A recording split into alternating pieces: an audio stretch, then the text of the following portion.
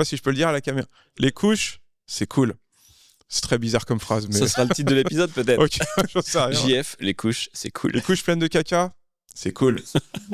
Bienvenue dans Bientôt la Fame. On vous expliquera après. Hein. Maintenant, je vais vous demander de taper les pieds. On tape dans les mains. Et faites un maximum de bruit pour le prochain. JF, avant de commencer, je dois te faire un détecteur de fame. Vas-y. C'est-à-dire que si t'es trop connu, je peux pas t'avoir dans l'émission. Ok. Donc je vais te poser 4 questions et il faut que tu répondes non aux 4 et Ok, ce sera bon. très bien, vas-y. Est-ce qu'une avenue porte ton nom ? Pas encore. Est-ce qu'une rue porte ton nom ? Toujours pas. Est-ce qu'une impasse porte ton nom ? Non plus. Est-ce qu'autre chose que toi porte ton nom ? Ah, non. Ok, bienvenue dans Bientôt la Fame. Merci Bangui, merci. Donc, salut JF, merci d'être venu jusqu'à Nantes pour venir dans Bientôt la Fame. Ouais, j'ai pas fait loin, mais... Pour les gens qui ne te connaîtraient pas par hasard, est-ce que tu peux te présenter, nous dire qui tu es ? JF, 38 ans, je fais du stand-up sur Nantes depuis 6 ans maintenant, principalement à Nantes, un petit peu partout dans toute la France, mais principalement à Nantes, ouais. Ok. Comment, on va revenir avant le stand-up, d'où tu viens ? Est-ce que tu es de Nantes à la base ? Non, je suis de Tours. Ok. J'ai grandi à Tours. Alors, je suis né en Bretagne, mais j'ai grandi à Tours. Et j'ai passé toute ma jeunesse là-bas. J'ai travaillé là-bas, j'ai tous mes potes là-bas. Et je suis parti de Tours à un moment parce que je voulais faire justement de mon métier l'humour, le stand-up. Mais il n'y avait rien encore à Tours pour faire ça. C'était soit Paris, soit Nantes. Et Nantes, c'était plus accessible. Donc, du coup, je me suis retrouvé à Nantes. Et c'est depuis 6 ans, je fais ça maintenant ici. Ouais. Nantes, il y avait quoi déjà en termes de stand-up à l'époque ? Il y avait le West Side. Ouais. Il y avait le West Side, il y avait le Théâtre du Sphinx aussi, le Stand-Up Factory, ça s'appelait. Et il y avait une petite scène qui était accessible aux débutants dans un tout petit bar qui s'appelait Le Temps des Copains à l'époque. C'est là-bas que j'ai commencé. J'ai fait ma toute première scène sur Nantes, on va dire. C'était déjà un pari à l'époque, du coup, de choisir Nantes plutôt que Paris, parce que c'était quand même déjà pas le même niveau. Non, c'était plus accessible. Il y avait déjà ici un petit groupe d'humoristes, ils étaient une dizaine. Paris, j'avais déjà fait une scène en 2013. Je dis toujours que ma première scène c'était à Nantes, mais je compte jamais celle de Paris. J'avais joué au Changeman Comedy Club 5 minutes en 2013 et j'ai mis 5 ans avant de remonter sur scène derrière. Pourquoi ? Ça s'était mal passé ? Alors oui, déjà ça s'était pas bien passé, mais les conditions elles, c'était pas terrible. On était 20 humoristes. J'étais passé dernier. C'était un peu mal géré et alors j'avais pris un four incroyable. Mais il y avait un petit truc en moi qui me disait je suis bien là quand même, tu vois, il y a un truc quoi, je trouve ça cool. Mais j'habitais à Tours à ce moment-là, j'ai été payé une part de pizza dans la soirée, je me suis dit si je dois prendre le TGV 80 balles aller-retour pour commencer à faire ça, juste pour une scène, ça va faire beaucoup, je pense. Ouais. Pour jouer en 20e en plus à 2h du matin. Exactement, ouais, non, c'était le plan, il était c'était pas terrible. Donc du coup, j'ai mis du temps avant de remonter sur scène, j'ai vécu autre chose en attendant. Et je suis parti de Tours, je suis parti vivre 1 an en Bretagne, et en Bretagne, mes envies de scène étaient beaucoup plus fortes, et j'ai vu qu'à Nantes, il y avait des scènes, effectivement, et que c'était plus accessible pour les débutants, et c'est comme ça que je me suis retrouvé ici. Ouais. Est-ce que tu viens d'une famille d'artistes ? Non, alors, ils sont pas artistes, mais il y a des traits artistiques quand même. Mon frère fait du dessin, il est designer, mon grand frère. Mon père aussi, il avait un certain petit truc au niveau du dessin, donc, mais la notion artiste, c'était trop loin pour eux. Ils étaient très terre à terre, très ouvriers dans ma famille. Donc, comme mon frangin, par exemple, a dit qu'il voulait faire les beaux-arts, ils sont tombés de haut, quoi. Et toi, quand t'as annoncé que t'allais faire du stand-up ? Non, il m'a dit, je me souviens de mon père qui m'a dit, travaille à l'école d'abord et puis après on verra. C'était même pas du stand-up à l'époque, ouais. Je disais je veux faire de l'humour. Ouais. Quand j'étais petit, je trouvais ça incroyable de voir des adultes qui font ça comme métier. Moi je trouvais ça fou quoi. Déjà petit, tu voulais vraiment y aller quoi déjà. Petit, il y avait un truc qui résonnait en moi quand je regardais les cassettes des Inconnus ou les trucs comme ça et que je voyais des adultes qui se déguisaient et qui faisaient rire les autres. Je me disais mais c'est incroyable comme métier, moi je veux faire ça, c'est parce que la notion de métier quand t'es petit, ça a l'air, tu vois ton père qui va au boulot, ça a l'air d'être un truc chiant, tu vois. Et quand tu vois des gens qui font ça, moi je trouvais ça fort quoi, je trouvais ça fou comme métier quand j'étais gamin. Ouais, c'est ce qui ressemble le plus à être un enfant en fait, à rester un enfant. En plus, ouais. Ça s'appelle jouer, donc. Jouer, c'est toujours ça, ouais. Finalement, y en a qui voulaient devenir Zidane, moi je voulais devenir Bernard Campan des Inconnus. Non, j'en sais rien, je dis un nom comme ça, mais non, je voulais faire ça, quoi. Ta rêve, c'était les inconnus quand t'étais petit? Quand j'étais petit, ouais, parce que c'était ma rêve. Alors, c'est pas ma rêve, c'est que c'est une cassette que mes parents avaient enregistrée. Ils avaient enregistré tous leurs sketchs. Et du coup, ils me mettaient souvent devant la cassette. Je l'avais vu 38 000 fois, mais je trouvais ça toujours aussi fort. Et je la regardais en boucle, quoi, quand j'étais gamin, quoi. Quand t'as grandi, t'as pas eu un DVD d'un humoriste que t'as, pareil, saigné? Non, pas saigné. Ouais, on dit DVD, on dit plus cassette. Ah, si t'as grandi, je me dis que c'est DVD, mais après, tu peux encore avoir une cassette. Hein. Si t'étais à Tours, c'est vrai qu'il y a peut-être pas encore les lecteurs DVD. Merci beaucoup. Si, il y a eu la cassette. Je crois que la première. Enfin, je vais dire. Ouais, ça fait dinosaure de dire cassette. Je vais dire cassette. Quand même. Je crois que la première cassette d'humour que j'ai eue, c'était Jamel en scène. Ouais. C'était la toute première que j'ai eue, que j'ai énormément regardée. Et là où je me suis dit, ok, je veux vraiment faire ça, c'est en allant voir un spectacle en vrai. Quand j'étais plus petit avec mon père, j'avais été voir, c'était Jean-Marie Bigard à l'époque. J'avais vu le spectacle. C'était la première fois que que j'allais dans une salle de spectacle avec le son, la lumière et tout, et que je voyais une vedette, un gars connu sur scène. C'était la première fois que je voyais ça devant moi. Et là, ça a vraiment réveillé ce truc-là en moi il y a un truc qui me parlait, quoi, quand je voyais ce qu'il faisait, c'était incroyable, quoi. Mais il t'a emmené à quel âge voir Jean-Marie Bigard? J'avais 14 ans. Ouais, ok, tu devais être en ça plein... allait, ouais. Ouais, t'es en plein dedans, quoi. Ouais, ça allait, ouais. En plus, ouais. Est-ce que tu as fait des petits boulots avant de faire ce taf? Avant de faire ça, j'ai 15 ans de petits boulots, on va dire. Ouais, 15 On va peut-être pas tous les lister. Non, j'ai fait énormément d'intérim. J'ai fait beaucoup de déchargements de camions, donc dans la logistique, déchargement de camions, cariste, soudeur. J'ai fait de la soudure aussi. J'ai travaillé dans la pharmaceutique, pareil, logistique en pharmaceutique. J'ai fait plein de trucs. J'ai fait sur des lignes de production. Enfin, j'ai fait tellement de taf. Tu faisais ça en parallèle de faire un peu de scène ou d'écriture Non, du tout. Non, c'était vraiment au début pour taffer, quoi. Ouais, je faisais ça parce que, comme je te disais, il n'y avait rien à Tours. Ouais. Et je faisais ça, mais je savais qu'un jour ou l'autre, j'allais faire... je faisais ça en attendant d'eux.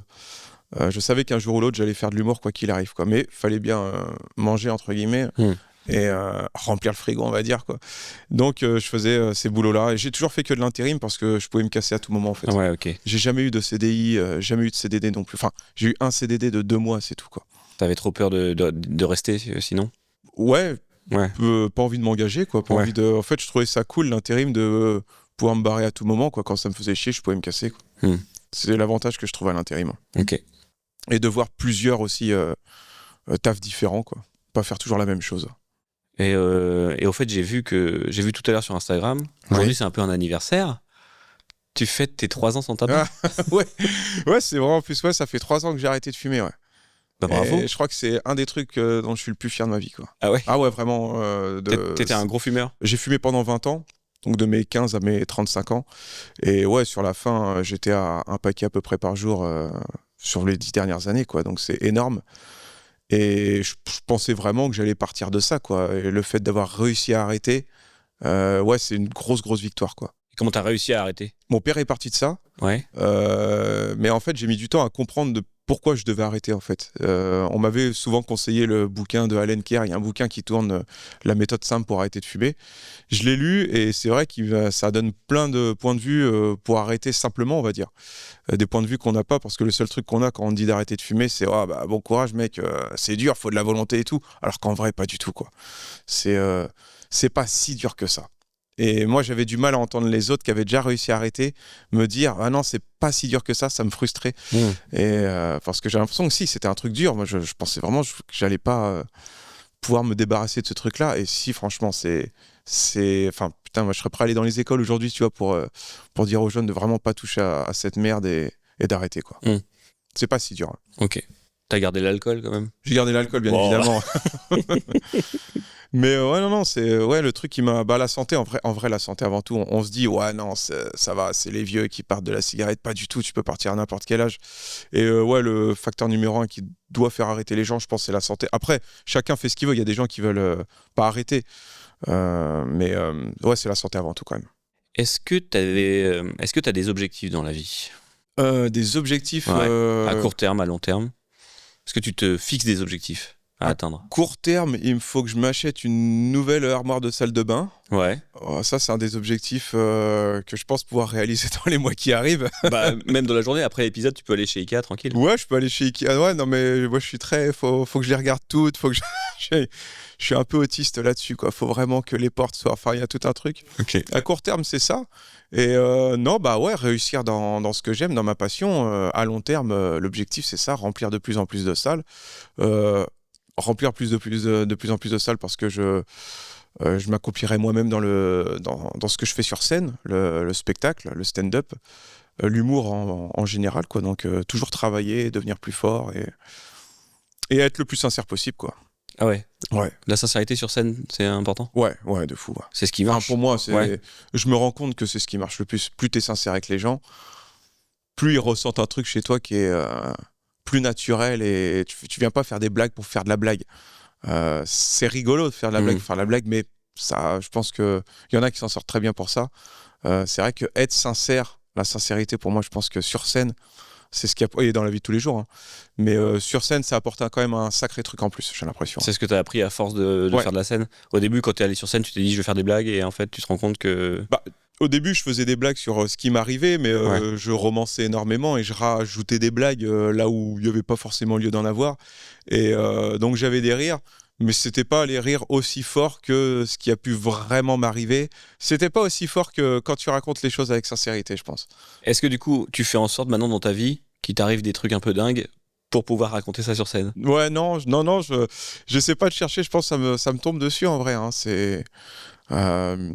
Là, tu vois, je suis en train de parler en ce moment d'un sujet que j'ai eu avec je parle d'un sketch que j'ai eu avec mon voisin du dessous, avec qui ça s'est très très mal passé. Et je me souviens, il y a encore 2 ans de ça, il y avait d'autres humoristes qui me disent « Oh, tu devrais en faire un sketch !» Et moi, j'étais là « Non, c'est mort, jamais je pourrais faire un sketch là-dessus.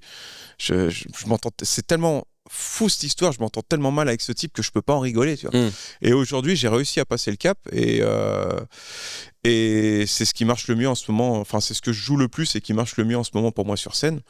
Donc il y a eu un process. Ouais. Il a fallu que j'accepte que tu pouvais en tirer quelque chose de drôle, mais ça a été dur. Et que je fasse le deuil d'autre chose pour pouvoir jouer ce truc-là, tu vois. Ok. Je le vois plus, j'habite plus à côté de ce gars-là, donc j'ai vécu d'autres choses depuis. Donc à un moment, je me suis dit, ok, maintenant je peux parler de ça, ça y est. Je suis plus dans l'énervement, je suis plus dans la confrontation toujours avec lui, dès qu'on se croisait dans le couloir, maintenant je peux en rigoler, tu vois. Mais ouais, c'est un truc qui m'est arrivé. Les choses arrivent comme ça, je pense. Et si jamais tu commences le sketch et tu le vois dans la salle? Je sais pas comment je réagirais, je pense que je le ferais quand même, mais je pense que j'irais le voir quand même et tout de suite il y aurait une petite crispation, quoi, une petite... Tu irais le voir pour enterrer la hache de guerre ou... Non, jamais. Non, jamais. Ah ouais. Jamais, non. Putain, j'ai envie d'entendre ce sketch, du coup, j'ai envie de savoir. Non, jamais j'enterrais la... Non. Ça a été des gens, des menteurs, Ça a été trop loin. Ça a été beaucoup trop loin, non. Est-ce que ça aurait pu passer dans l'émission Voisin Ouais, ça aurait pu. Hein. Sur M6 là. Ça aurait pu, mais ça aurait été encore de l'énervement pour rien, donc... Du coup, j'allais te dire, de quoi tu aimes parler sur scène? Donc là, de la sincérité de toi-même. De moi. D'un voisin chiant. Ouais, non, j'aime bien parler de... c'est un peu bateau de dire ça, mais ouais, les choses qui m'entourent. Tu vois, c'est vrai que je parle un peu je parle des réseaux sociaux, de TikTok et compagnie. Je parle un peu de tout. Je parle un peu de... Là, en ce moment, j'écris pas mal sur les choses que je commence à être un peu dépassé par... J'ai l'impression qu'il y a une nouvelle génération, une nouvelle vague qui arrive. Moi, avant, je me foutais des anciens. J'ai l'impression que c'est plus moi l'ancien aujourd'hui et de 2-3 trucs dont je me sens un peu dépassé. Même les conversations, des fois, je comprends pas tout, des fois. En plus, le monde du stand-up, il est quand même très jeune. Ouais, il est très jeune. Du coup, quand tu fais des plateaux ou quoi, tu dois te sentir un peu comme le vieux con ou... Non, je me sens pas comme le vieux con parce que ça va, il y a encore des gars de mon âge, 2-3 qui sont un peu plus âgés que moi, mais parfois ça peut être moi le plus âgé. Et c'est vrai que des fois dans les conversations, j'écoute et je me dis putain, je dis oui de la tête, je dis mais j'ai pas du tout compris ce qu'il vient de dire là. Et même en termes de vocabulaire, quoi. Ouais, en termes de vocabulaire, ouais. Mais c'est vrai que sur scène, du coup, je parle plus de toutes ces choses-là. Je parle plus justement des choses qui m'arrivent.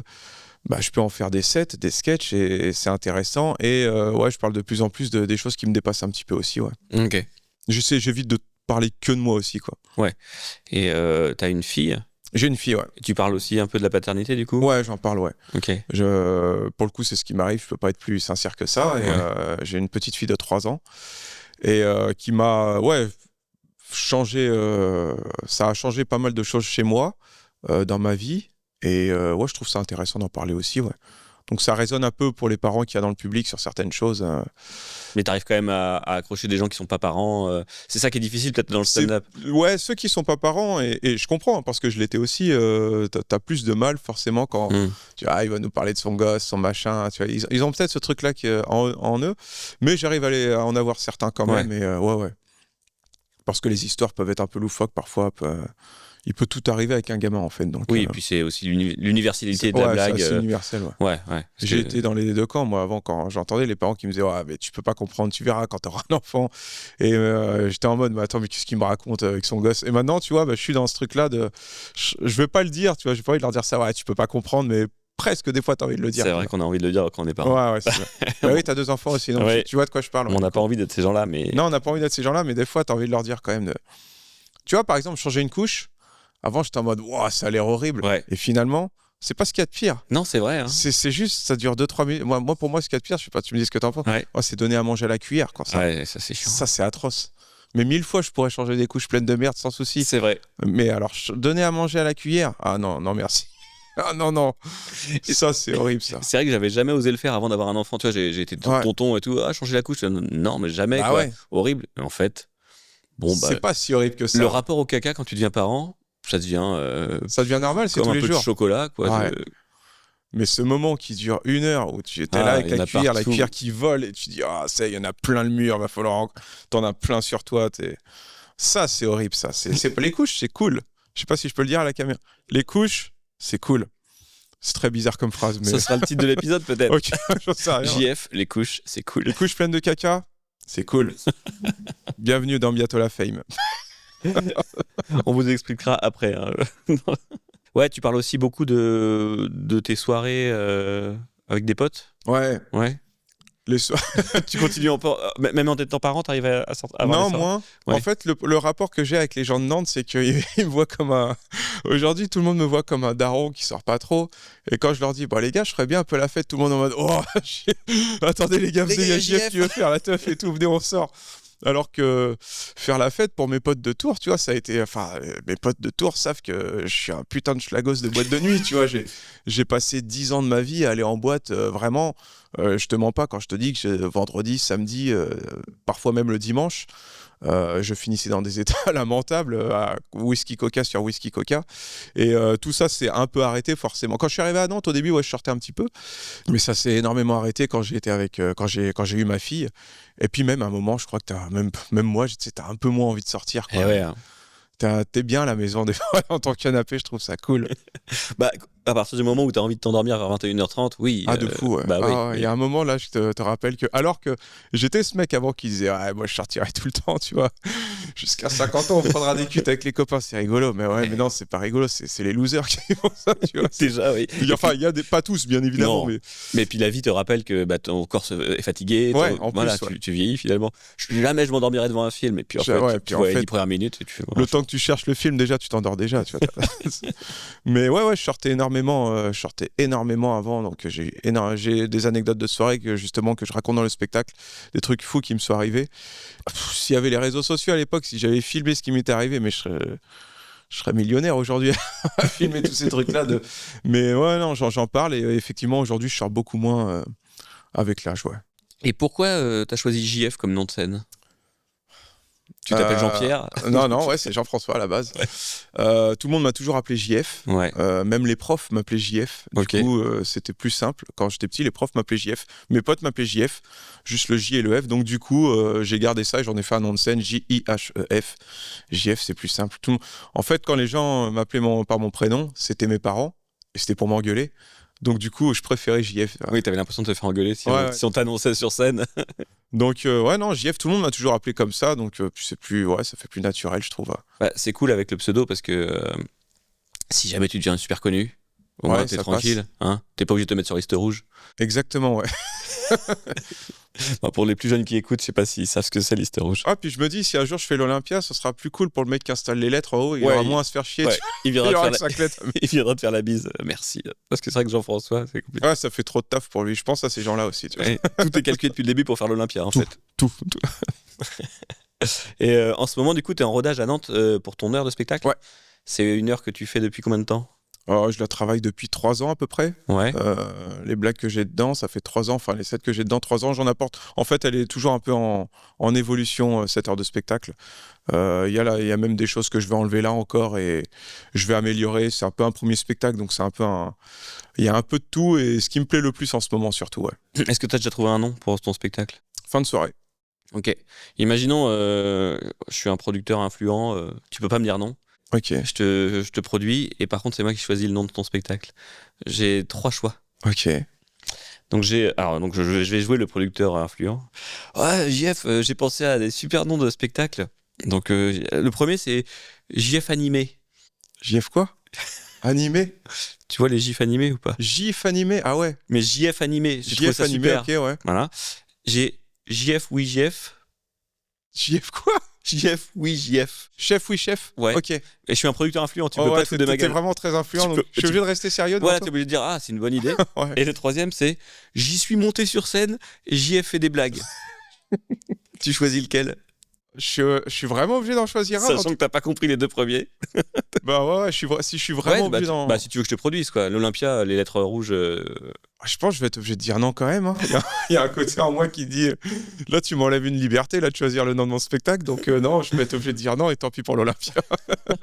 Dommage, je trouve que les propositions étaient bonnes. Bon, allez, on va... pour toi, Borghi, JF ou JF. Allez. Ok, super.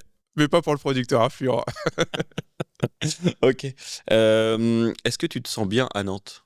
Ouais. Ouais. Ouais, c'est cool. T'as envie d'y rester? De là y rester, je sais pas. En vrai, je sais pas. Je me vois pas habiter tout le temps à Nantes. Je me vois déménager, mais je me vois pas où. En fait, Paris, je sais pas trop. J'aimerais bien en fait avoir ce côté-là plus tard. Tiens, tu parlais d'objectifs. J'aimerais bien être genre 2-3 jours à Paris et le reste de la semaine en province. Ouais. Ouais, pouvoir y bosser Ouais. et en fait pas y vivre quoi. Et pas y vivre, ouais. Ouais. Juste pouvoir maintenant, avec, c'est hyper bien desservi en TGV et tout. J'allais dire un gars des années 70, maintenant c'est quand même très bien desservi avec les trains. La SNCF, Ils font un sacré boulot quand même. les chemins ferroviaires, oui, c'est vraiment. Mais ouais, non, j'aimerais bien pouvoir être à Paris genre le week-end. Genre l'idéal, ouais, ce serait remplir des grandes salles, tu vois, être à Paris le week-end et en province la semaine, ça serait top, ouais. Ça t'arrive de monter à Paris jouer un petit peu? De temps en temps, ouais. Ouais. Ok. Ça fait un petit moment que j'y ai pas été. Enfin, ça fait peut-être 2 mois, 3 mois, mais ouais, j'essaye d'y aller quand je peux. Là, ça fait un moment, faut que je remette des dates. Ouais, mais j'y vais, oui. Faire des plateaux? Ouais, faire des plateaux, ouais. Ok. Et qu'est-ce que tu trouves qui est le plus dur dans ce métier? L'écriture. Ouais. L'écriture, ouais. Être drôle. C'est le but du métier, c'est d'être drôle. Qu'est-ce qu'il y a de plus dur? C'est être drôle. Moi, en plus, j'ai pas, tu vois, j'ai pas une tête sympathique, moi. Ah bon? Ouais. J'ai pas quand on me voit au premier abord, je suis toujours donc déjà quand j'arrive sur scène, j'ai ce truc naturel de pas avoir une tête toujours sympathique. Je peux faire un peu froid et j'en parle un petit peu quand j'arrive. C'est mes premières vannes de début quand j'arrive sur scène. Donc faut déjà que quand j'arrive, le public me scanne un peu en mode oh là là, ouais, de quoi il va nous parler lui? Il a une tête un peu chelou, tu vois. Et faut déjà que je sois un peu plus drôle à ce moment-là donc faut que j'arrive à débunker ce truc-là de ma tête. Quand les gens te scannent, c'est vrai que les 30 premières secondes, c'est hyper important quand tu arrives sur scène. Les gens te scannent de la tête aux pieds, genre en mode ok, c'est qui lui? Ouais, et puis vu que tu vas parler de toi, plus, il faut qu'ils comprennent qui tu es rapidement. Exactement. Et donc, il y a déjà ce truc-là qui est un peu dur. J'ai mis longtemps à essayer d'avoir les gens comme ça, avoir une vanne de début pour. En mode, ok, ça va, il a l'air cool. Je sais pas ce gars sympathique qui arrive sur scène, j'ai pas un air sympathique. Mais j'y peux rien, c'est ma tête c'est ma tête de tous les jours, tu vois. Je peux pas me forcer à sourire en arrivant sur scène. Ouais. J'arrive comme je suis, quoi. Et du coup, tes blagues, elles sont sympathiques quand même? Ouais, mes blagues sont sympathiques, ça va. Ouais, j'ai des blagues sympathiques. Après, ils se disent, ok, ça va, il est gogol, quoi. Non, il est cool, on a envie de l'écouter, quoi. Est-ce que c'est difficile d'accepter de pas plaire à tout le monde? Non. Non, ça va. J'ai fait la paix avec ça. Ouais. J'ai compris que je pouvais pas plaire à tout le monde. J'ai vite fait la paix avec ça parce que je me dis que ça plaît à d'autres. Des fois, tu vois la salle qui rigole et t'as une personne qui rigole pas et tu te dis oh putain, et tu te focuses trop là-dessus. Je me focus plus trop là-dessus maintenant. Je me dis les autres aiment bien. Tu peux pas plaire à tout le monde de toute façon. Ouais. Donc non, c'est pas difficile en vrai. Donc la personne avec les bras croisés devant, tu la laisses tranquille. Ouais, je m'en fous un peu. Tu viens pas la titiller, quoi. Je vais essayer peut-être des fois un petit peu, puis si je vois que tout de suite il veut pas, je vais le laisser tranquille, je vais passer à autre chose. Ouais. Ça sert à rien de forcer. Ouais, puis c'est peut-être sa façon à lui de passer un bon moment. Ouais, en plus, ouais. Ça se trouve, lui, il kiffe, tu vois. Ouais, c'est ça, ouais. Ouais. C'est très bizarre, mais ouais. Et du coup, on a déjà parlé un peu, mais est-ce que tu te considères un peu comme un vieux dans le stand-up? Je me considérais comme un vieux dans le stand-up à Nantes. Et puis à un moment, pareil, j'ai fait la paix avec ça. J'ai fait, je pense, chacun son chemin et chacun son parcours. Il y en a qui percent tôt, d'autres qui percent tard. Finalement, ça devra se faire le jour où ça se fera pour moi. Et je me sens pas plus vieux que ça. Non, je me sens très à l'aise avec ça aussi, maintenant. Ok. Mm. C'est bien, j'ai l'impression que tu fais la paix avec beaucoup de choses. Ouais. Avec le bide, avec l'âge. Ouais, je pense, il y a un moment, moi, je suis quelqu'un qui, je me plains énormément, je me suis beaucoup pris la tête pour rien, et ça me frustre, tu vois, tu vis pas forcément bien les choses derrière. Donc, ouais, j'apprends en avançant avec l'âge, peut-être aussi, je sais pas si je m'assagis ou pas, j'en sais rien. Mais il y a des choses avec lesquelles t'es obligé d'accepter certaines choses et obligé de faire la paix avec d'autres. Donc, ouais, c'est comme ça, ouais. Et c'est quoi ta façon de travailler? Est-ce que tu t'imposes une routine le matin, le midi Nu, déjà, je me mets tout nu. Ouais, ok, tout. Ça peut aider, hein, on n'est pas Non, là pour juger. ouais, je me suis imposé une espèce de petite routine d'écriture. J'écris ou chez moi, sur mon bureau, ou en ville. Avant, je n'aimais pas écrire en ville parce que je me faisais croire que j'allais être trop distrait à regarder les gens, à trop regarder, trop mater, tout ce qui passe et tout. Et finalement, non, pas du tout. J'arrive à me concentrer sur ce que je fais. Donc, j'aime bien écrire en ville, dans un café le matin. J'aime bien écrire chez moi. J'aime bien écrire un peu partout, en fait. T'es à l'ancienne avec un carnet et un crayon ou t'es sur un Les deux. ordinateur? Les deux. Ordinateur et carnet-crayon. Juste, j'écris pas là où il y a trop de stand-uppers. Ah oui, parce que maintenant, du coup, il y a des Maintenant, il y a des endroits où il y a trop de stand-uppers qui écrivent au même endroit et je me dis, ah non, parce que t'es tout de suite à trop parler, à trop machin et tu peux vite t'enlever de ce que t'es en train de faire. Donc, j'évite d'aller là où il y a trop de stand-uppers. Parce qu'il y a vraiment de plus en plus de stand-uppers, du coup. Là. Ah ouais, beaucoup. C'est fou. Il n'y a plus un endroit maintenant qui ne fait pas de stand-up. J'ai l'impression, même des pizzerias, même des. Des kebabs bientôt qui font du stand-up partout. Les gens ont trouvé que c'est à la mode, quoi. Ouais, c'est bien. C'est devenu à la mode. Tu penses que c'est bien ou tu penses que. Oui et non. Ouais. Y en a qui seront pas d'accord avec ce que je dis, mais moi je trouve pas. De toute façon, alors comme je dis aussi, le temps fera les choses. Ceux qui voudront vraiment faire ça tout le temps et qui seront passionnés par ça, le feront tout le temps.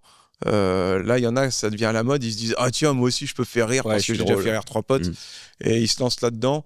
Aujourd'hui, c'est plus simple pour quelqu'un de devenir intermittent du spectacle, là où avant, fallait mettre 10 ans ou peut-être plus ou moins, mais il fallait mettre beaucoup de temps, quoi. Donc, alors c'est bien sans être bien, ouais. Je me dis, bon, c'est bien, c'est beaucoup plus simple parce qu'il y a plus de plateaux, mais du coup, il y a beaucoup plus d'humoristes aussi, donc je me dis que le temps fera les choses quand même. Et avec un niveau, du coup, qui baisse un peu, puisque c'est beaucoup de débutants. Ouais. Donc, c'est peut-être ça, là, le danger, entre guillemets, c'est que le public se lasse aussi, parce qu'en fait, ils vont voir des gens qui sont pas forcément excellents et qui débutent. Et du coup, peut-être qu'après, ils vont vraiment le stand-up. Donc, on va voir. Là, c'est vrai qu'on est dans une pleine bulle qui éclate, là, en ce moment. Ouais. Enfin, qui n'a pas éclaté encore, peut-être. Et du coup, où est-ce que ça va aller? Comme ça a fait aux États-Unis dans les années 2000, il y a eu un moment où ça devenait ringard de faire du stand-up, tu vois. Il y avait trop d'humoristes. C'était devenu un truc un peu ringard. C'était trop. J'espère que ça va pas devenir ringard de faire ça. Mais c'est vrai qu'il y en a énormément. C'est bien et c'est pas bien à la fois, je trouve. Ouais. Ok. C'est un peu comme le rap, finalement. Pourquoi ? Le rap, tu prends un micro, tu mets une petite instru, tu peux faire du rap. C'est vrai. Et en plus, c'est la musique vraiment qui est très à la mode. Ouais. Donc, il y a peut-être de plus en plus de rappeurs. Est-ce que c'est ringard ? Pour l'instant, non. Non, c'est pas ringard. Je trouve que ça se tient. Et du coup, je trouve que dans la musique, il y a plus de propositions. Il y a de meilleures propositions finalement, il y en a beaucoup plus, mais il y a de meilleures propositions qu'il peut y avoir dans le stand-up, quoi. Oui, je vois ce que tu veux dire, parce que la quête de sincérité que tu cherches, tous les nouveaux l'ont pas encore et ils pensent juste qu'ils vont faire des blagues drôles sur Tinder et puis voilà, quoi. Ouais, c'est ça. Ouais. Ouais, ok. Bon, ça y est, on est devenus des vieux cons. Je pense que je suis devenu un peu un vieux con. Hein. Je suis passé de con à vieux con, j'en sais rien, mais putain, petit à petit, je le deviens, ouais. Et mais je l'accepte aussi. J'accepte de devenir un vieux con. Tu fais la paix avec ça? J'ai fait la paix avec plein de trucs et avec ça aussi. Ouais. Après, ça va, je me sens pas trop vieux con encore, mais peut-être les gens me voient comme ça, j'en sais rien. Je m'en fous. Ok. Est-ce que ton spectacle, tu aimes le jouer au mot près ou est-ce que tu te laisses une certaine liberté? dans l'interprétation. Ouais, je me laisse une certaine liberté. Ouais. Alors, c'est un peu des deux, tu vois, c'est jouer au mot près à certains moments. Et à d'autres, c'est vrai que je vais pouvoir dériver un petit peu dans les moments d'impro. Et moi-même, je me fais avoir parce que c'est moi qui demande au public après. Attends, putain, j'en étais où déjà? Il y a toujours un gars qui dit mais tu nous parlais de ça? Ah, oui, d'accord, ok. Et ouais, c'est un peu des deux, on va dire. Ok. Et t'as tendance à être satisfait de toi facilement ou rarement satisfait? Rarement. Ouais, t'es dur avec toi-même? Ouais, trop. Ouais. Parce qu'une bonne chose aussi, hein. Ouais, ce qui est une bonne chose, mais du coup, ça me frustre. Alors, c'est une bonne chose, ouais, c'est bien, mais ça me frustre un petit peu aussi parce que du coup, je pense qu'à ça. Ouais. Je me dis, putain, j'étais nul juste à ce moment-là, alors que tout le reste a bien été, mais il y a eu un moment où ça n'a pas été. Pour moi, ça me flingue toute ma soirée, quoi. Tu t'enregistres beaucoup sur tes passages? Tu les réécoutes? Ouais. Ok. Je réécoute et je retravaille là où ça n'a pas été. Ok. J'essaie de faire ça de plus en plus, ouais. Okay. Je pense que c'est important de se filmer, ouais. Enfin, ou s'enregistrer, je veux dire. Un peu comme les footballeurs qui regardent les cassettes de match. Ouais, regarde. Ah oui, la cassette. Avec l'entraîneur. À l'ancienne, ouais. T'as pas été bon ici, ouais. Petit bonhomme, c'est pas Zizou. Tu vois, j'ai encore des rêves de vieux. Mais ouais. Moi, je pense à Aimé Jacquet, tu vois. Mais moi aussi, t'as de la chance qu'on a le même âge. Donc je sais même pas comment s'appelle l'entraîneur. Déjà, je regarde pas le foot. Je sais même pas comment s'appelle l'entraîneur de l'équipe de France là aujourd'hui. Oh, quand même. Ah, je te jure, je sais pas. Mais c'est la génération, c'est Didier Deschamps. Ah, c'est toujours Didier Deschamps? C'est toujours Didier Deschamps. Bah ouais, tu vois. Ah ouais, à ce point-là. Ouais, ou alors j'avais oublié, j'ai une bulle qui a pété dans le cerveau, j'en sais rien, mais. Non, je suis resté un peu à l'ancienne. Mais oui, ça fait Didier Deschamps depuis longtemps. Oh, là, j'ai été très nul là-dessus. Ouais, quand même. Mais Didier Deschamps jusqu'en 2026, je te le dis tout de suite. Ok. Comme ça, 2026. On a Zidane après, donc ça va, tu connais Zidane. Après, c'est Zidane, tu penses? Sûrement, oui, il attend Zidane. Hein. Tu regardes le foot un peu? Je regarde pas trop, non, mais je m'intéresse à l'actualité, tu vois. Ouais. Je suis un peu journaliste. Non, ouais, bah. Non, pas du tout. Tu peux, hein? Non, mais non, je m'intéresse un peu. En vrai, tu sais ce que j'avais fait à la dernière coupe? Non, c'était pas la dernière Coupe du Monde, c'était celle d'avant. Il y en a une qu'on a gagnée là, en 2018. 2018. Et ben juste avant qu'elle commence, j'ai regardé avec des potes Les Yeux dans les Bleus. Ah, stylé, ouais. Et en fait, j'ai eu mon shoot d'émotion. Et en fait, la 2018, je m'en foutais complètement. J'étais en mode non, mais ça y est, on a la Coupe du Monde. Tu vois, j'avais tout revécu parce que j'avais 10 ans en 98. Et j'ai eu mon shoot d'émotion de nostalgie. Et j'étais en mode ah, super. Et quand on a gagné 2018, j'étais pas du tout dans l'émotion. Pareil. Et en plus, j'étais bourré. Pareil aussi, mais tu vois, exactement la même chose. Alors que quand j'avais 10 ans, j'avais des étoiles plein les yeux. C'était incroyable. Et bon, après. C'est un moment, moi, j'avais 12 ans, je crois, 11-12 ans. Et c'était incroyable, quoi. C'était fou. Le nombre de gosses qui se sont inscrits en septembre après derrière dans les clubs de foot en France, c'était un truc de malade. Et là, quand on a gagné en 2018, c'est le seul. Faut vraiment que ce soit la finale de la Coupe du Monde pour que je regarde un match entier, tu vois, un match de foot. Et ils ont gagné. J'étais en mode ouais, cool. On va reprendre une pinte, je crois. Mais il y avait plus ce truc-là, quoi. Exactement, ouais, c'est vrai. C'est la fois vraiment qu'on fait un podcast de vieux cons. C'était mieux avant, quand même. Bienvenue sur bientôt les vieux, quoi. Ok, on peut parler un peu de la promo. Du coup, tu as parlé de ton spectacle que tu es en train de rôder. Donc bientôt, tu auras sûrement des... Je dis rien encore pour le moment, mais il devrait y avoir des dates qui arrivent. Mais en tout cas, le 22 mai, tu joues à Euphoria Nantes Festival. Ouais. C'est la première édition d'un nouveau festival, du coup. C'est ça. Qui est sous chapiteau. Qui est sous un chapiteau à Nantes. Je suis pas le mieux placé pour en parler, c'est les gens qui m'en parlent. Mais oui, je joue, il y a une belle programmation. Il y a Tom Baldetti, Félix Junier, Yann Guillarme, plein d'humoristes nantais aussi. Ouais. C'est sous un chapiteau devant 2000 personnes, je crois, quelque chose comme ça. C'est une scène 360 ? C'est une scène en 360, ouais. T'as déjà fait ça ? Non. J'ai pas eu l'occasion de le faire encore, mais non, je suis très content, j'ai très hâte de le faire, ça va être super cool. Tu t'entraînes un peu chez toi à tourner en même temps que tu fais Je l'ai pas fait encore, c'est vrai que ça va commencer, je vais peut-être commencer à le faire. Alors le fais pas sur les plateaux parce que les gens vraiment ils vont voir ton cul. Je tendrai le dos. Mais qu'est-ce qu'il fait ? Mais non, ouais, de là à m'entraîner, j'en sais rien, mais je pense que... en vrai, c'est un truc, faut y penser, quoi. Ouais. Je pense, mais après, c'est pas... Ça devrait aller, quoi. Ouais. T'as hâte un peu de cette scène ? Ouais, j'y pense même pas en fait. Okay. Je verrai sur le moment venu. C'est vrai que j'ai un petit peu hâte, ça va être cool, mais j'en fais pas tout un. Ça va être un super moment en tout cas, c'est sûr. T'as déjà fait l'équivalent de 2000 personnes ? 2000, non. Ok. J'ai fait des grandes salles en première partie, mais c'est tout. C'était combien ? C'est quoi, 800 800, ouais. Ouais, ok. On va parler maintenant de tes réseaux sociaux. Je vois que t'es actif un peu sur les réseaux sociaux. Tu fais des reels, des YouTube Shorts. Ouais. Souvent avec ta fille, tu te mets en scène. Des fois, ouais. Et donc j'ai cherché un peu sur YouTube. Okay. Et j'ai vu qu'il y avait un compte YouTube qui s'appelle JF Officiel. Pas du tout. Mais c'est pas toi. Ah oui, tu m'as fait peur, j'ai pas dit. Mais il y en a Jamais un. je mettrais officiel. Il y a un JF officiel. Il y a un JF officiel. C'est lui qui... Attends, t'es en train de me dire qu'il y a un numéro 2 là? C'est lui qui t'a piqué le. Alors je te rassure, sa dernière vidéo elle remonte à 10 ans. Ouais. Donc il était officiel à l'époque, peut-être même maintenant. Il fait pas de la musique, non? Si, il fait du rap. Il fait du rap. Et là, je me suis dit, mais attends, mais qu'est-ce que c'est? Qu'est-ce qui se passe? Est-ce que tu as eu un passé de rappeur? Ouais, non, du tout. Non, c'était pas toi. Donc j'ai regardé, lui, il était actif. La dernière fois, c'était le 4 septembre 2011. Ouais. Donc ça remonte un peu. Il a 34 abonnés. 15 vidéos et 6000 vues. Alors que toi, ton compte YouTube, t'es actif depuis 2009, donc tu l'as quand même créé avant lui. J'ai créé il y a très longtemps, mais en fait, je le créais pour pouvoir regarder les vidéos. Eh oui, mais t'as pas mis officiel. Mais j'avais jamais mis de... Ouais, j'avais rien mis, en fait, je mettais pas de vidéo à l'époque. Quoi. Et toi, par contre, t'as 435 abonnés, t'as 60 vidéos et t'as 180 000 vues, ce qui est beau quand même. Putain, je savais même pas que j'avais... C'est pas mal, hein. C'est beaucoup pour moi. Est-ce que tu prends plaisir à créer du contenu comme ça? Ouais, j'aime bien, ouais. Tu te forces pas pour choper des gens? J'ai eu ce truc là où je l'ai fait un peu, tu vois, de faire du fast cam et tout, et en fait maintenant quand je regarde même les vidéos que je faisais il y a 3 mois, je me dégoûte, quoi. C'est pas moi du tout, quoi.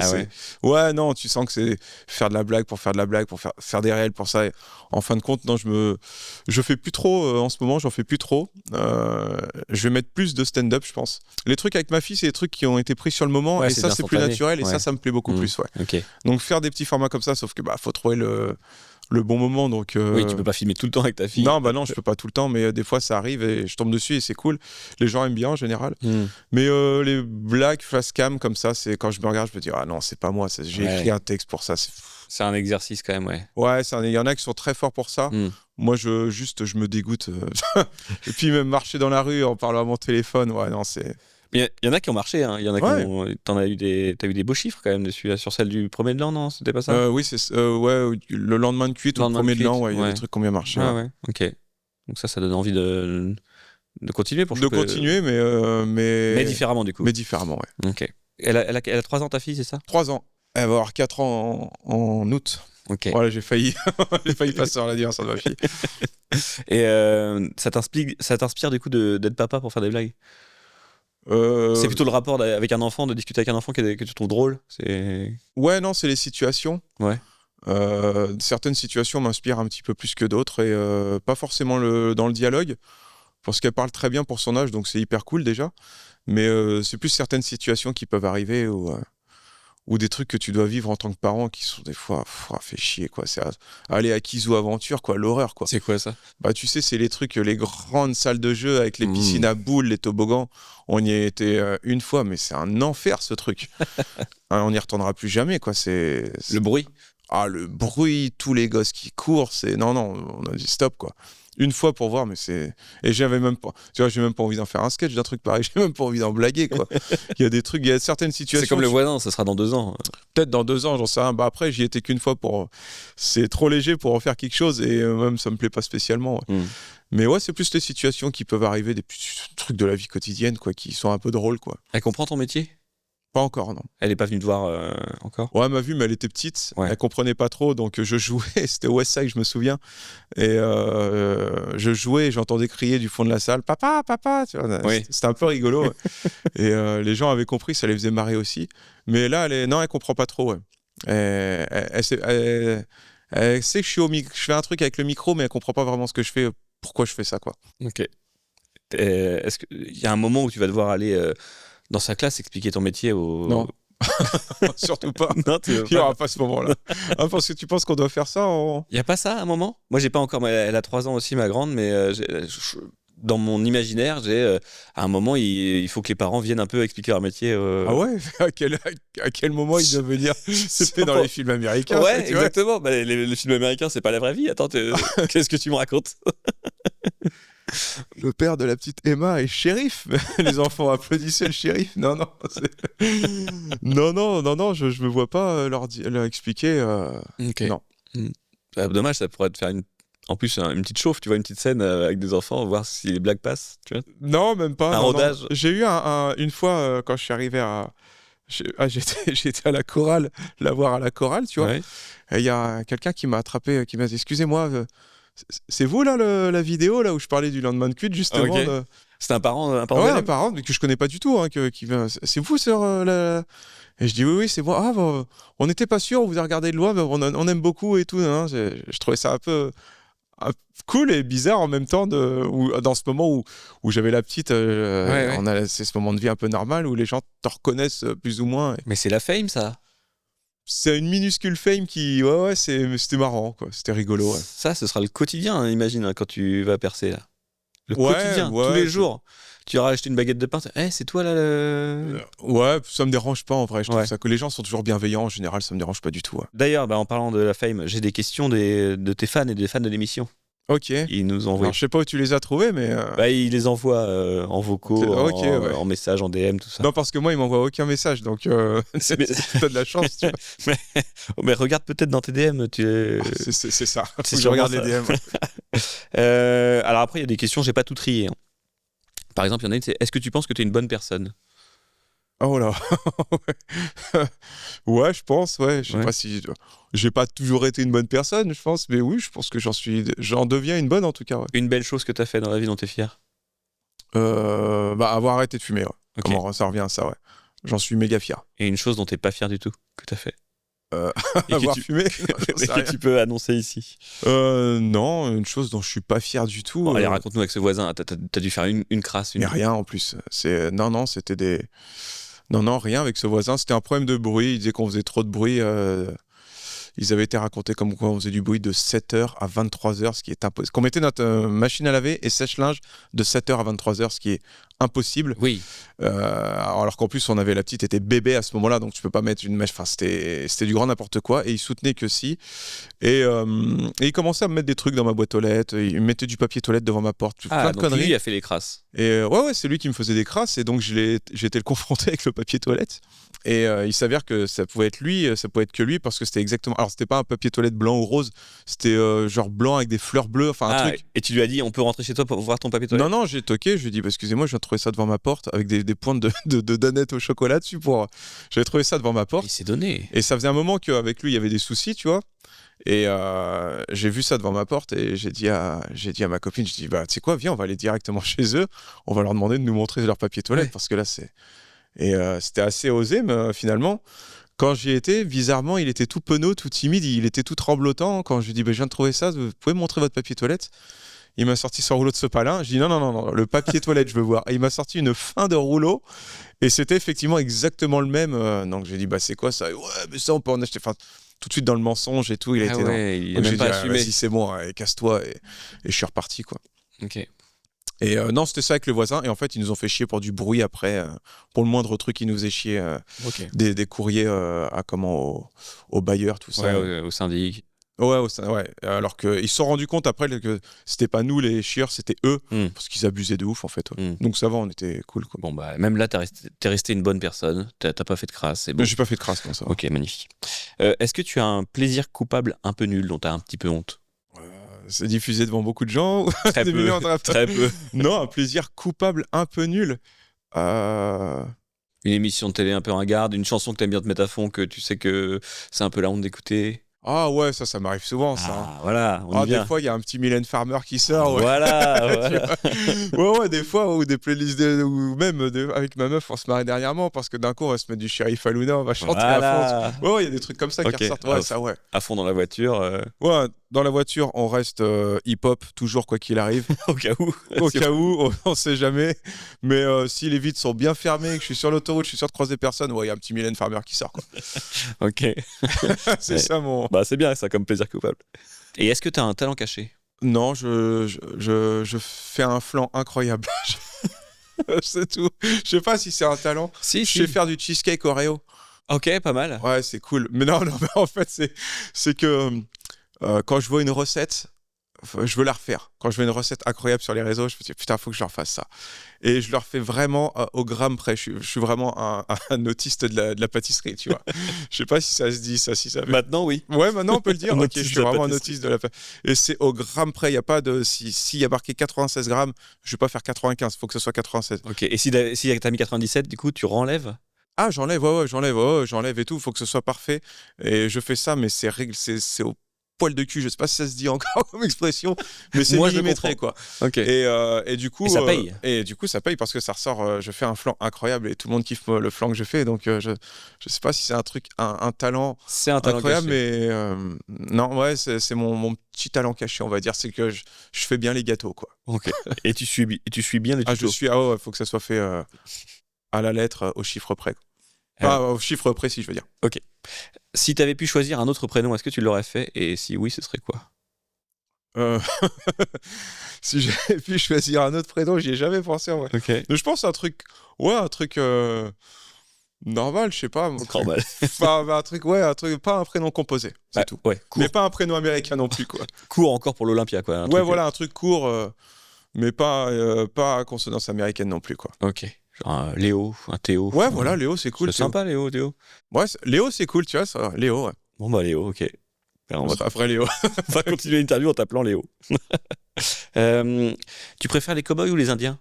Bah attends, il y en a, ils sont méchants, hein, et d'autres. Bah, du coup, Des j'allais deux dire côtés. les cow-boys parce que les cow-boys ils sont cool, mais les Indiens ils sont cool aussi. Donc, ouais. Puis les cow-boys, ils ont fait du mal aux Indiens un peu. Mais ils ont fait du mal aux Indiens, donc ouais, je fais aller team indien quand même. Allez, quand même. Je soutiens les Indiens. Ok. Ils étaient là avant.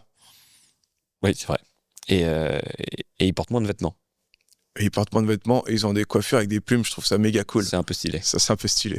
Ils ont pas de flingue, par contre. Mais ils ont Par des arcs. contre, ils se sont fait dézinguer salement, mais Ils ont des chevaux et des arcs et c'est un peu stylé quand même aussi. ouais, c'est un peu stylé. Et puis ils ont des valeurs un peu spirituelles, tout ça Ouais. qui me parlent, donc je trouve ça cool aussi. Ouais, les Indiens, carrément, les Indiens. Par contre, t'aurais pas fumé le calumet de la paix?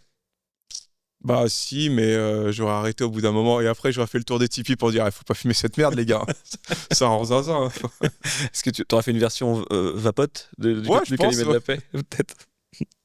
Est-ce que t'as tous tes points sur ton permis de conduire? Maintenant oui. T'as fait des stages? Non, j'ai pas fait de stage, j'ai fait une suspension. Oh la vache. J'ai fait une suspension moi, j'ai pas fait de Je stage. sais pas pourquoi j'étais sûr que j'allais tomber pile poil. Enfin, la personne qui a écrit cette question. Oui, le fan, tu veux oui, dire. Oui. Ouais, j'ai fait 6 mois de suspension il y a longtemps de ça. Ah ouais? Pour alcool du coup à Tours. Ok. C'est pas bien, attention. Voilà, ils ont eu raison de suspendre ton Ils ont permis. eu raison. Et j'avais perdu 6 points, ouais. Ils m'avaient enlevé 6 points et que j'ai récupéré depuis. Donc maintenant j'ai mes 12 points. Ouais. Est-ce que dans la rue, on t'a déjà demandé une photo, mais en fait, c'était juste des touristes qui voulaient que tu les prennes eux en photo? C'est le fan qui a posé cette question. Oui, encore, oui. Non, on m'a pas demandé une photo de moi, mais oui, il y a des touristes qui m'ont déjà demandé une fois de les prendre en photo. Ouais. Et tu t'es jamais dit, au début, quand ils disent, on peut faire une photo, tu t'es dit, ah bah volontiers. Non, parce que c'était pas encore quand je faisais du stand-up, c'était il y a plus longtemps que ça. Ok. Est-ce que tu as déjà pensé à ta musique d'enterrement? Ouais. Ce sera quoi? Booba. Mylène Farmer, normalement. Non, tu sais, un peu comme dans les films, j'avais déjà pensé à ça. Je me dis, c'est cool quand t'as ça à ton enterrement. Genre Amazing Grace, tu sais, c'est le. Ouais, je vois. Je me dis, ouais, ça pète, tu vois. Bah après, je me dis. Donc tu veux faire chialer quand même, tu veux faire chialer. Ouais, je veux que les gens en pleurent un petit peu, tu vois. Tu veux pas partir un jour des To Be Free, par exemple? Non. Pas rester dans la déconne jusqu'au bout, quoi. Non, non, ça je le mettrais pas, ouais. Ça aurait pu être drôle, mais non. Mais c'est vrai que j'avais pensé à cette musique, je me dis, ouais, tiens, pourquoi pas, quoi. Ok. Mais du coup, faut vraiment que j'écrive un truc sur papier, que j'irais, bon, ok, le jour où je partirai, vous goûtez cette musique-là. Soit tu fais ça, soit tu en parles aux gens proches de toi qui ne doivent pas mourir avant toi. Qui doivent pas mourir avant moi, tu vois, c'est ça qui est. Ouais. Moi, j'ai fait ça avec ma copine, tu vois, je lui ai dit, mais bon, si elle meurt avant moi. Ah, c'est ce que je lui ai dit il y a pas longtemps. J'ai dit, si je pars avant toi, je vais être enterré à cet endroit-là. Ah, t'as trouvé l'endroit aussi? Ouais. Ok, tu veux être enterré, pas incinéré. Ouais, là où j'ai grandi, Ok. à Luynes, à côté de Tours. Ouais. T'as trouvé le bon cimetière? Ouais. Allée numéro 4. J'ai pas encore trouvé, mais ça, faut que j'aille visiter le cimetière En repérage, encore. ouais. Ouais, en repérage, ouais. Ok. Voir l'allée et tout, ouais. Mais j'ai le temps, ça va. Tu vois. Enfin, j'espère avoir le temps, en tout cas. C'est pas dans les projets, là, tout de suite. On croise les doigts. Ok, et il y avait des questions que moi maintenant j'ai trouvées pour tes futurs fans. Par exemple, si un jour t'es interviewé dans le journal de Mickey ou quoi, c'est des questions un peu pour. Bon, je teste. C'est quoi ton film préféré? Pulp Fiction. La boisson que tu préfères boire en soirée? Bière. Ok, plus de whisky coca? Non, plus de whisky coca, ouais, j'en ai trop bu. J'en bois encore de temps en temps, mais plus trop. Est-ce que tu as un tatouage? Oui. On peut le voir ou il est... Oh non, il est sous le pull et tout. Ça, j'ai fait un cover, ouais, j'ai un bateau. Ouais. Ok. Est-ce que si tu étais un super-héros, ce serait quoi ton pouvoir? Alors, c'est quoi la question d'abord? Super-héros ou le pouvoir? Ah, si j'étais si tu étais un Je super-héros. pense que j'allais dire Batman. Alors tu peux Mais dire du coup, il a pas trop de pouvoir. pouvoir. Il est riche, riche. Mais ouais, il est riche. C'est un pouvoir qui est assez qui peut être accessible quand même quand on se démerde bien dans la vie. Si j'avais un super pouvoir, ouais, voler, ce serait trop cool. Voler, quoi. ouais. Voler, ouais. Est-ce que tu es plutôt Netflix ou tu préfères aller au cinéma? Netflix. Si tu devais vivre dans une autre époque, ce serait laquelle? Ouais, dans une autre époque, ouais, je serais peut-être un peu nostalgique de dire ouais, revenir aux années 90-2000. Voilà. Ouais, ça, j'aimerais bien revenir à ce moment-là des fois. Ok. 2000, ouais, à ce moment-là. C'est quoi ton plat préféré quand tu veux te réconforter? Kebab frites. Je me réconforte souvent. Mais... Tous les soirs, j'ai besoin de confort. Ah ouais, je me réconforte assez souvent. Ouais, kebab, attention, kebab avec le pain nan fromage. Je suis très à cheval là-dessus. Pas le kebab avec le pain en mousse, là. Non. Nan fromage et. Mais par contre, kebab pur, pas royal, pas poulet tandoori en plus. Non, kebab à l'ancienne. Non, faut vraiment le kebab le plus crade du monde. Sauce blanche. Sauce. Alors. Harissa? Non, je vais en décevoir certains. Mayonnaise. Oh waouh. Ouais, j'aime bien mayo. Ouais, pour les frites, j'aime bien. Ouais, pour les frites, je suis d'accord. Mais sinon, ouais, ça arrive sauce blanche, sinon, ouais. Et tu préfères partir en vacances à la montagne ou à la mer? À la mer. Bon, donc tu y habites un peu déjà, donc c'est un peu les vacances. Ouais, c'est un peu. Ouais, on n'est pas si loin. C'est pas très loin, ouais, c'est vrai. T'es un vrai Nantais, t'es un pur Nantais? Je suis un Nazérien, donc moi la mer. Ah, donc tu connais un petit peu la mer, la vase, quoi. La vase, c'est plus que la mer. Bon, on la voit, mais on va pas dedans. Ouais, voilà, c'est ça. Ouais. Elle est jolie, voilà. Et encore, elle est pas si jolie. Maintenant, elle est jolie. Je sais pas comment ils ont fait quand j'étais gamin. Elle était horrible. Ouais. Et là, quand j'y retourne, elle est bleue et tout. Je sais pas s'ils ont mis du bec dedans ou. Je sais pas. Produit à chiottes. Je sais pas ce qu'ils ont fait. Mais vraiment, Saint-Nazaire, c'est devenu très joli. Si vous nous écoutez, Saint-Nazaire. Alors, cette phrase est très rare à dire, mais tu l'as dit, effectivement. Mais oui. Alors, c'est peut-être parce que je vieillis, je me dis, tiens, Saint-Nazaire, c'est pratique, finalement. Pour tes vieux jours, Saint-Nazaire? Si j'y avais pas habité avant, je pense que je pourrais me dire, tiens, j'irai à Saint-Nazaire. Et vu que j'y ai habité, que j'ai vécu plein de choses et que j'ai des ex, j'ai pas envie de revivre là-bas, tu vois, de retrouver les rues que j'ai connues, machin et tout. J'ai pas trop envie de retourner. Ouais, je comprends. Voilà. Et bien voilà, cette séquence Journal de Mickey est terminée. Ok. Vous pourrez utiliser les réponses si jamais. Même créer. T'as pas de Wikipédia encore? Pas encore. Bon, si jamais vous voulez créer un Wikipédia, on a plein de. Vous avez déjà plein de trucs sur. Plein de données. Plein de données sur moi, ouais. On va parler de fame maintenant. C'est quoi la fame pour toi? C'est quoi ta fame? Ma fame à moi? La fame que t'as envie d'avoir. Enfin, la fame actuelle. Bon, en fait, il y a trop de questions. La fame actuelle, zéro, il y a rien, il y a que dalle. Quand même, on t'a reconnu à la chorale de ta fille. Ouais, ça reste très local, ça reste à Nantes. C'est une personne tous les 6 mois qui dit mais je t'ai déjà vu, toi, La scène, non? Ou, tu vois, oui, ils n'ont pas ton nom, mais ils t'ont déjà vu. Si, aussi, il n'y a pas longtemps, si quelqu'un m'a dit, quand je faisais mes courses au Super U, tu vois, ah, JF, on t'a vu, machin, et j'ai trouvé ça cool. Mais il y a zéro fame, il n'y a rien. La fame, je sais pas comment je vois ça, en fait, c'est pas un truc. C'est le résultat de ton travail, je pense, d'un travail bien fait, qui apporte ça. Et je veux pas l'avoir sans rien, tu vois. Je trouve ça nul. Mais ma fame à moi, non, je sais pas comment je vois ça en fait. Ouais, les gens qui te reconnaissent tant que c'est bienveillant, c'est cool. Si tu ouvres ton balcon et que ça applaudit, ça commence à être très bizarre, tu vois.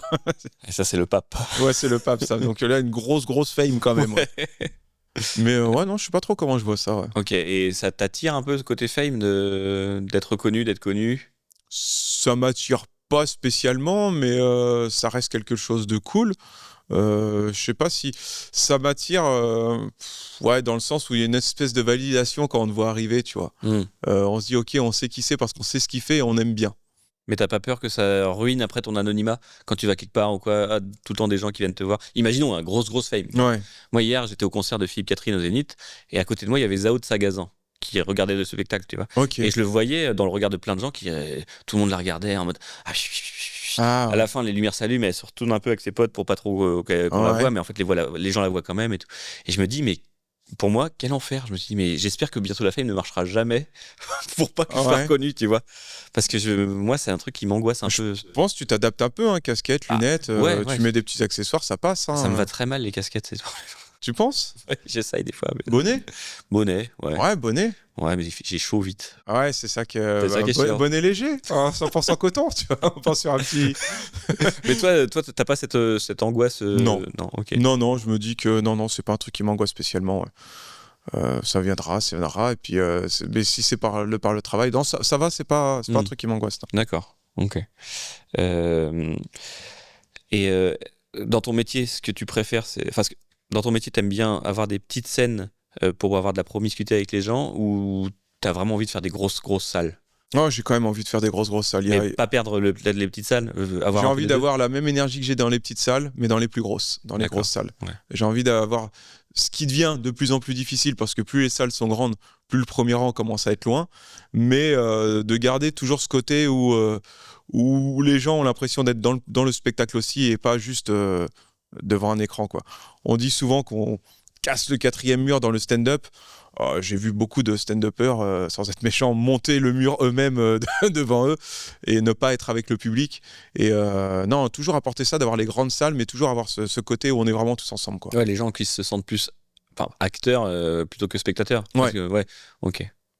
Moi-même, il m'est arrivé d'aller voir des humoristes il y a très longtemps de ça, tu te dis, en fait, je l'aurais vu à la télé, c'était pareil, quoi. Oui, d'accord. J'ai pas ressenti il m'a rien fait vivre quand j'étais le voir dans sa salle, quoi. Est-ce que tu as déjà des fans et est-ce que tu as déjà des haters? Non. Non, pas encore. J'ai pas de fans. Enfin, je pense pas en avoir. Il y a des gens qui me suivent depuis très longtemps, depuis des vidéos que je faisais à l'époque du confinement. J'avais fait des vidéos sur TikTok et tout, et qui m'avaient ajouté là, et qui à chaque fois me disent, des gens de Paris, dès que tu viens, on viendra te voir et tout. Et ils suivent vraiment. Ils sont pas nombreux, hein. J'ai des gens, il y en a 2 ou 3, tu vois. Mais haters, j'en ai pas. Bien sûr, j'en ai eu sur des vidéos. Oui. Quand tu fais 1 million de vues, tu auras toujours une partie de gens qui disent, c'est de la merde, machin et tout. Mais ça, pas du harcèlement, quoi. Non, j'ai pas eu de harcèlement et tout. Non, encore, ça reste cool. Il y en a qui essayent, qui t'envoient des messages, mais je réponds même pas, je m'en branle, tu vois. Ouais, ils ont 15 ans. Ouais, en plus, ouais. Ok. C'est quoi ton meilleur souvenir sur scène? Est-ce que t'en as un? Ouais, c'était à Tours, justement. La première partie de Pierre Thévenoud que j'ai fait. C'était 5 minutes que j'avais à faire. Donc, il jouait devant, c'était 700 personnes, je crois. Et c'était juste 5 minutes, mais incroyable. Un moment incroyable. J'aime beaucoup Pierre Thévenoud dans le stand-up en France. Et j'adore ce qu'il fait. Enfin, j'adore son travail, en tout cas. Et j'avais fait sa première partie, justement, à ce moment-là. Et c'est un de mes meilleurs souvenirs de scène. C'était vraiment, comme je venais de Tours, j'avais fait des blagues sur Tours, justement. Et c'était... Ouais, super moment, quoi. C'était incroyable. En plus, c'est dur, les premières parties. En général, ouais. C'est très dur. Ils viennent pas te voir toi, ils attendent. Ouais, ils viennent voir l'artiste. Peut-être le fait, en effet, que tu étais tourangeau. Ouais, j'ai fait des blagues là-dessus et ça a tout de suite pris. Et vraiment, au public, mais bouillant.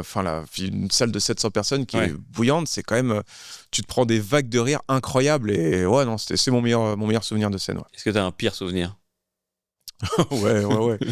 Ouais, un CE que j'ai fait il n'y a pas si longtemps que ça, pour une entreprise où j'étais annoncé comme la surprise juste 5 minutes avant. Et là, j'ai dit, attendez, ça fait des mois qu'on travaille ce truc-là et vous venez de leur dire que je suis la surprise, mais ça va pas du tout, en fait. Et ça a été 20 minutes de galère horrible. Ouais. C'est dur, ça, de bosser devant des gens qui sont collègues dans le cadre d'une entreprise. Ouais, puis qui sont collègues et qui attendent une surprise en plus. Tu leur dis, il va y avoir un humoriste, eux, ils s'attendent à... C'est leur repas de fin d'année, ils s'attendent à un vrai... Enfin, quand je dis un vrai humoriste, ils s'attendent à Gad Elmaleh, tu vois, ils s'attendent pas à JF, tu vois, qu'ils connaissent pas du tout. Ça dépend de la taille de la boîte, c'est une grosse boîte? C'était Peugeot. Ah ouais, donc une entreprise qui a de l'oseille, tu vois. Il y avait 3 grosses concessions Peugeot qui faisaient leur repas de fin d'année, leur soirée de fin d'année, tu vois. Et donc il y avait un DJ, c'était une grande salle, tu vois. Il y avait 120 personnes et ils étaient tous sur des tables en rond. Et à 5 minutes que je devais faire 20 minutes et j'avais préparé des blagues sur eux et tout. À 5 minutes de commencer, on me dit, bon, j'espère que ça va bien se passer parce que t'es un peu la surprise de la soirée. Je dis, oh putain, comment ça je suis la surprise? Ma première partie que j'avais emmenée devait faire 5 minutes, il en a fait que 3, tellement il s'est fait rôtir. Et moi, je me suis fait rôtir pendant 20 minutes derrière, où ils n'ont pas été cool en plus. Tu vois, parce que justement, ils m'ont testé, ils m'ont... Ouais, pire souvenir, c'était ça, ouais. Ok. Sympa. Bisous à Peugeot. La prochaine fois... Non, pas bisous à Peugeot. La prochaine fois, prévenez quand même, prévenez les gars. Alors que j'adore ça en plus, jouer en CE, moi. Ouais, c'est un truc que j'aime bien, ouais. Mais là... Il faut l'amener, quoi. Faut que ce soit bien amené. Ouais, voilà, faut que les gens sachent qu'il va y avoir un humoriste, et là ça n'a pas été du tout le cas, et donc du coup c'était pas cool. Faut que ce soit quand même dans des bonnes conditions. En général c'est pas des bonnes conditions les CE, mais la plupart du temps moi j'aime bien, je trouve. Tu peux retourner la situation. Ouais, j'aime bien, je trouve ça cool. Là je pouvais rien faire, quoi, là. Alors que tu avais préparé des super blagues sur le 1 litre de PureTech. Ah ouais, exactement. Tout de suite, on m'avait dit en plus, tu devrais parler de ça, tu vois, ils aiment bien. Le premier moment où je parle de ça, tout le monde a fait oh. Je dis oh non, cela, ça va être compliqué là. T'as pas été bien briefé, j'ai l'impression. Ah ouais, non, pas du tout. Et puis il y a toujours le rigolo du groupe, le mécano, le carrossier qui d'habitude fait rigoler les collègues. Et là, il me testait, tu vois. Ah ouais. Donc il me balançait des poils, des machins. Oh, c'était l'horreur, c'était l'enfer, quoi. Ok. Très bien, je te propose qu'on termine là-dessus, sur ce bon souvenir. Écoute, je pense qu'on est pas mal. Est-ce que tu veux faire ta promo avant de quitter cette émission ? J'ai pas de promo. Suivez-moi sur les réseaux. Voilà. N'hésitez pas à me suivre sur Instagram, JIHEF. Et on rappelle que c'est quoi les couches ? C'est bien, non ? Je sais même plus ce qu'on avait dit. Le caca dans les couches. Le caca dans les couches, c'est cool. Suivez JF sur les réseaux sociaux, JIHEF, Facebook, Instagram. Merci beaucoup JF pour cet épisode. Merci à toi. C'était cool. Merci beaucoup. Bonne continuation pour la suite et deviens connu. Et comme ça, dans 3-4 ans, je change mon format de podcast. On appelle ça La Fame. Hey. Et tu reviens. Et je reviens avec grand plaisir, Bangui. Je reviendrai. Merci beaucoup. Merci à toi. Salut. Merci beaucoup d'avoir regardé ou écouté cet épisode. Si ça vous a plu, vous connaissez, on en parle aux copains-copines, on s'abonne, on met 5 étoiles, on met des pouces en l'air sur YouTube, on écrit des commentaires. Bref, on fait en sorte que bientôt la fame, ça devienne bientôt famous. À bientôt pour un prochain épisode.